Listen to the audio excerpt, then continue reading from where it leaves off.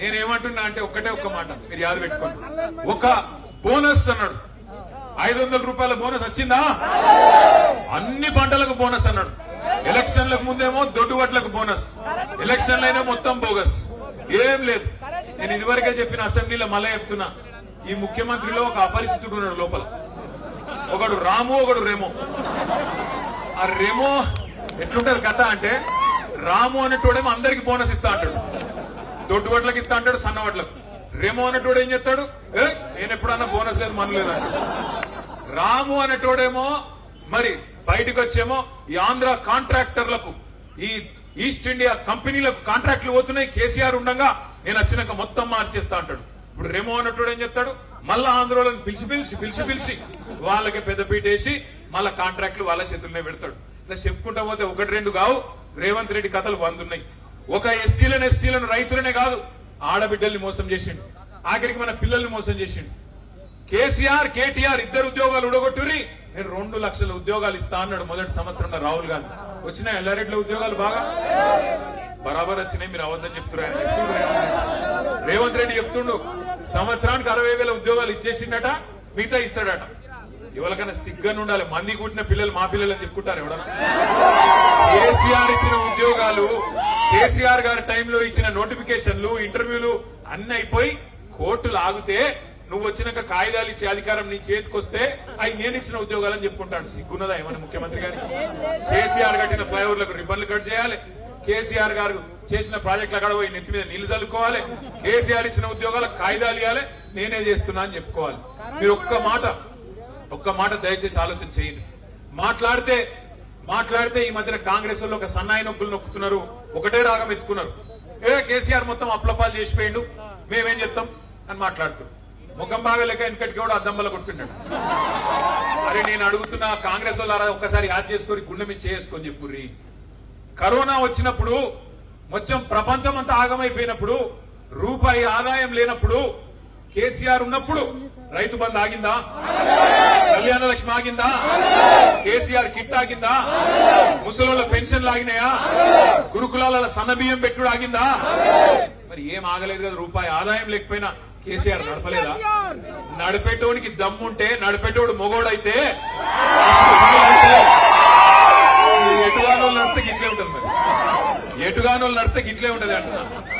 నడిపేటోడు మొగోడైతే, నడిపేటోనికి నిజంగా దమ్ముంటే ఆదాయం పుడుతుంది, సంపద పుడుతుంది, పేదలకు అందుతుంది. ఇలా నడపరాక నాచినాయే ఆంగం తేడా అంటారు చూడు, నాచినాయే డాన్స్ చేయరాదట, కింద బాగలేదు అంత మొత్తం అంతా ఎత్తులు దంపులు అంటారు. ఒకట్లున్నది రేవంత్ రెడ్డి కథ. నేను అడుగుతున్నా రేవంత్ రెడ్డి, మరి నువ్వే అంటివి కదా ఎలక్షన్లకు ముందు, తెలంగాణ రాష్ట్రం ధనిక రాష్ట్రం, నేను మొత్తం చేస్తా, కేసీఆర్ 10,000 ఇస్తే నేను 15,000 ఇస్తా. ఇక్కడ కౌలు రైతులు ఉన్నారా ఎవరన్నా? కౌలుదారులు నీకు ఉత్తరం రాసిండా రేవంత్ రెడ్డి? అప్పుడు రాసిండు 22 లక్షల మంది కౌలు రైతులకు రాసిండు. కౌలుదారులకు ఇస్తా, అసలులకు ఇస్తా, 15,000 అటు 15,000 ఇటు ఇద్దరికి ఇస్తా అన్నాడు. ఇలా మనిషి కౌలు రైతులకు. మేము ఆనాడే చెప్పినాం, ఆ రోజే చెప్పినాం, వీళ్ళంగా నమ్మకూడదు అని చెప్పినాం. కరెంట్ ఉంటుందా?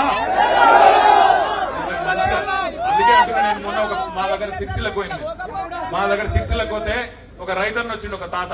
ఏం తాత బాగున్నాయా అన్న? ఏం బాగుండే అన్న. అంటే అదేమైంది నీకు అన్న? ఏమున్నదే, పాలిచ్చే బర్రెని ఇచ్చిపెట్టి తానే దున్నపోతుంది తెచ్చుకుంటే ఎల్లారెడ్డి దొడ్లో కట్టేస్తే ఇప్పుడు బాధపడబట్టి ఇక్కడ ఇంత మంచి మనిషి ఉండగా నేను మీ అందరినీ ప్రార్థించేది ఒకటే, ప్రజాస్వామ్యం. ఇప్పుడు ఆ పోలీసు సాయిలన్నను బట్టలు ఉడదీసి మనం ఏం చేయాలి? మరి ఒక్కటే పని చేయాలి. ఏ పోలీసుడైనా సరే, ఏ మస్తీ ఉన్న అధికారైనా సరే, లేదా బల్పు మాటలు మాట్లాడే ముఖ్యమంత్రి అయినా సరే, వీళ్ళందరికీ బుద్ధి చెప్పే శక్తి మీ చేతుల్లోనే ఉంది. ఎవరినో అడిగే అవసరం లేదు. రేపు జెడ్పీటీసీ, ఎంపీటీసీ, సర్పంచ్ ఎలక్షన్లు వస్తున్నాయి. ఎట్లనైతే సాయిలన్న బట్టలు వాళ్ళు ఇప్పినరో వాళ్ళ బట్టలు మీ ఓటే తూట. ఇంకేం చేసి అక్కర్లేదు. వస్తారు మళ్ళా దగ్గరికి, అన్న అంటారు, బావ అంటారు, బామ్మడిది అంటారు, అల్లుడు అంటారు, తమ్మి అంటారు, దండం పెడతారు. గ్యారంటీ కార్డులు వంచిండ్రా ఇదివరకు మీ కాడ? ఒక్కటన్నా గ్యారంటీ అయిందా కనీసం? ఏ ఒక్కలకు కూడా ఒక్కటి కూడా జరగలే. అందుకే నేను అంటున్నా, ఇవాళ మన గురుకులాల్లో మన పిల్లలకు విషం పెడుతున్నాడు రేవంత్ రెడ్డి. 100 మంది పిల్లలను బలి తీసుకున్నాడు ఇప్పటికే. కానీ ఆయన మాత్రం ఏమ్లాడ గుడికి పోతే రేవంత్ రెడ్డి పెట్టిన తిన్న బువ్వ ఖర్చు ఎంతో తెలుసా? ప్లేటుకు 1,35,000 రూపాయలు. ఏం తినిపాడో నాకైతే తెలియదు.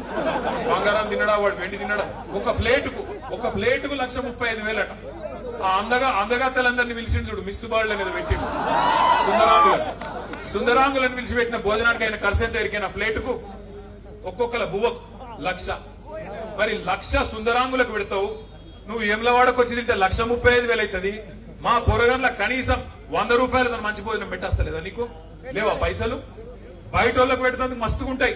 కానీ మన పిల్లలకు 6.5 లక్షల మంది పిల్లలు 1022 గురుకుల పాఠశాలల్లో కేసీఆర్ గారు పెడితే, ఇదే ప్రవీణ్ కుమార్ గారు అద్భుతంగా నడిపిస్తే ఆనాడు ఎట్లుండే పరిస్థితి, ఇవాళ ఎట్లయింది మన గురుకులాలు ఆలోచన చేయండి.